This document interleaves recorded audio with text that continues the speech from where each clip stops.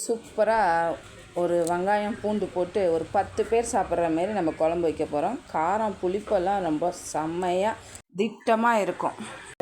அது எப்படி வைக்கலான்னா, ஒரு தாளிப்பு வடகம், ஒரு 3 கட்டி பூண்டு, 2 பச்சை மிளகாய், ஒரு கை கருவேப்பிலை போட்டுக்கோங்க. ஒரு 150 கிராமு சின்ன வெங்காயம் பாதியாக வதக்கிக்கோங்க. 3 தக்காளி அரைச்சி சேர்த்துக்கோங்க. சேர்த்துட்டு இது கூடயே குழம்பு மிளகாத்தூள் சேர்த்து நல்லா ஒரு 5 நிமிஷம் கொதிக்க வச்சு எடுத்துக்கோங்க. அதுக்கப்புறம் உப்பு சேர்த்துக்கோங்க. உப்பு சேர்த்துட்டு சின்ன கோலி குண்டு அளவு புளித்தண்ணியை கரைச்சி சேர்த்துக்கோங்க.